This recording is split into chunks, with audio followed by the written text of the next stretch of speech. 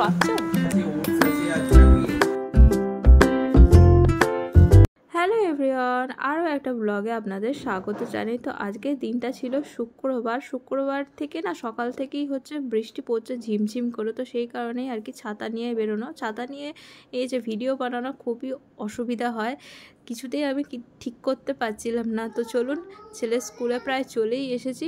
আজকে ছেলে স্কুলে দেবে অ্যাডমিট কার্ড, কারণ সোমবার থেকে শুরু হচ্ছে ওদের হাফ ইয়ারলি এক্সাম। তো এখানে সবাই অ্যাডমিট কার্ড নেওয়ার জন্য দাঁড়িয়ে আছে আর কি। আর আসার পথে দেখছি প্রচুর রথ এসেছে, কারণ দুদিন পরে না রথযাত্রা। তো সেই কারণে চলুন সঙ্গে থাকবেন, আশা করি ব্লগটা আপনাদের ভালো লাগবে। তাড়াতাড়ি আয়, এখানে খাবার পড়ে আছে আর এখানে গাড়িতে বসে বসে কুরকুরে খাচ্ছে।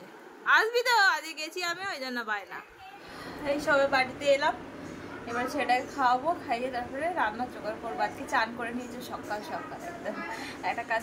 এই দেখুন এক ঝুড়ি আম, এবছরে আম প্রচুর কম হয়েছে, এই এক ঝুড়ি হয়েছে, আর সব মানে ফেটে ফেটে গেছে, নষ্ট হয়ে গেছে। এবছরে আম খুব কম হয়েছে, সীমিত আম হয়েছে, সবাইদেরই হয়েছে, বাজারেও খুব কমই পাওয়া যাচ্ছে, যার জন্য প্রচুর দাম। কিন্তু সিজনের ফল তো সবাই দাম হলেও কিনবে, দাম হলেও মানুষ আম তো খাওয়া ছাড়বে না। এই একবারই পাওয়া যাবে আম, লিচু, জাম, কাঁঠাল।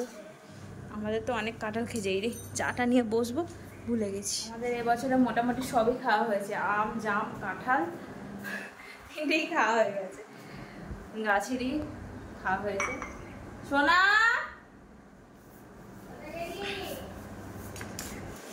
ছেলেটা বাইরে আছে আর এখন খুব ছেলে ধরা বেরিয়েছে, চারিদিকে ছেলে ধরা বেরিয়েছে। তো আমার ভীষণ ভয় লাগছে, তো সেই কারণে চোখে চোখে একদম ছেলেটাকে, আমার ছেলে তো খুব বদমাইশ, তো সেই কারণে দেবদূত করে বাইরে দাঁড়িয়ে আছে।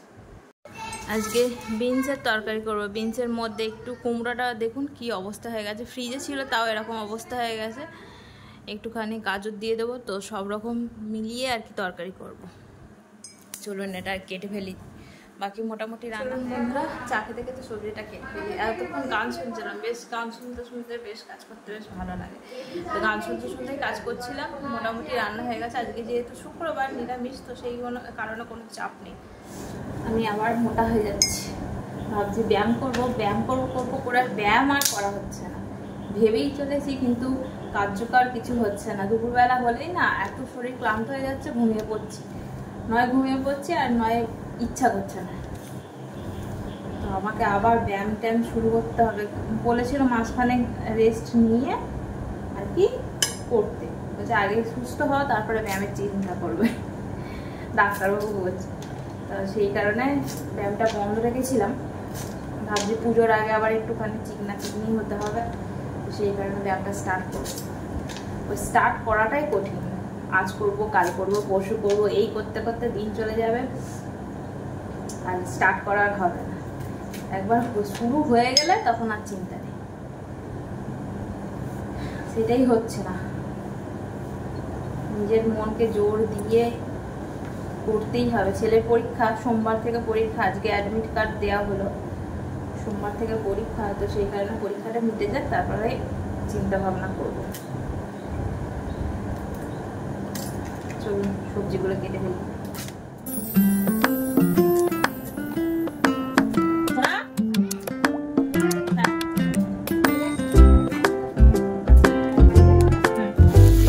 তরকারি চাপিয়ে দিলাম।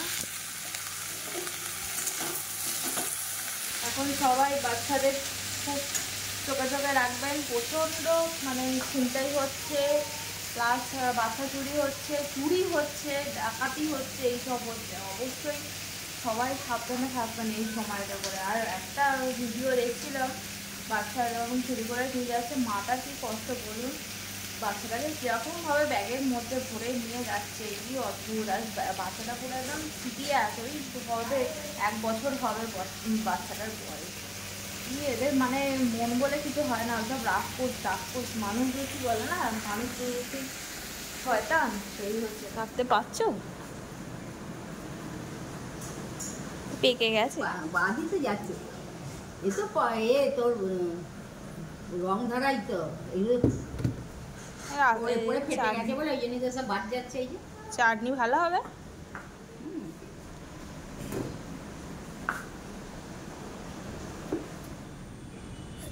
এক্সকিউজ মি, কি করছো তুমি? প্যান খুলে চলে যাচ্ছে। এ বাবা, মেঘ করে আছে কিন্তু গরম কমেনি, গরম ঠিক হচ্ছে। মনে হচ্ছে যেন রান্নাঘরে ঢুকলেই গরম।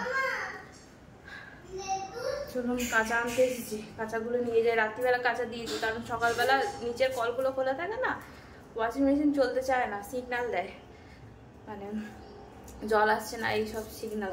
তো সেই কারণে গুড ইভিনিং বন্ধুরা। এখন ঘড়ির কাটা 8টার ঘরে। এতক্ষণ ধরে রুটি করছিলাম আর ঘুমিয়ে পড়েছিলাম। দুপুরবেলা একটু করে শুয়েছি, ঘুমিয়ে পড়েছি, কারণ ভোরবেলা ওটা হয় তো, আর সকালবেলা শোয়ার টাইম পাওয়া হয় না। ওই সকালবেলা ছেলে চলে যাওয়ার পর আমি একটু শুয়ে পড়ি, তারপরে আবার 8টা সাড়ে 8টার সময় উঠে তারপরে আবার রান্না বান্না জোগাড় করি, জোগাড় করে চান টান করে তারপরে ছেলেকে আনতে যাই। তো আজকে সেটাই করেছি আর কি। আজকে রুটিনটা বললাম, অন্যান্য দিন চান হয় না, রান্নাটা করে দিই। তো ছেলেকে করে দিলাম ম্যাগি। বললো ঘুম থেকে উঠে বললো ম্যাগি খাবো। ছুটির দিন মানে উল্টো পাল্টা খাওয়া আমি দিতে চাইছিলাম না, কারণ সামনে পরীক্ষা, তো পেট খারাপ হলে, আর এখন পেট খারাপ, তারপর জ্বর এইসব খুব হচ্ছে, তো সেই কারণে ভয় আছি। এই যে তার এটা দেখাই, একটা নতুন বিস্কুট সুমন নিয়ে এসেছে। এই যে এটা হচ্ছে মিলেট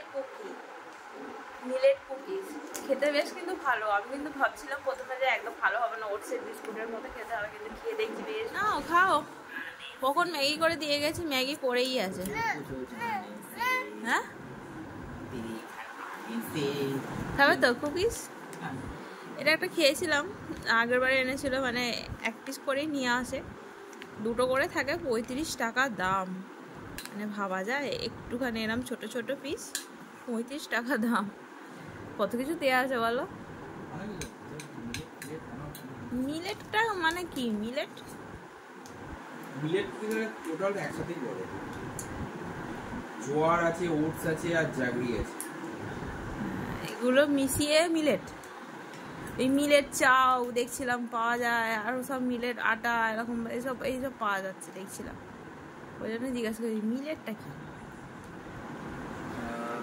ভালো হয়েছে সস দিয়ে ম্যাগি, কিন্তু এই দুদিন একটুখানি রেস্ট্রিকশনে চলতে হবে সোনা, পরীক্ষা আছে, পেটের গন্ডগোল শুরু হয়ে গেলে পরীক্ষা দিতে যেতে পারবে না। আবার 1 দিন করে ছুটি দিয়েছে রে পটি মান্নাদের।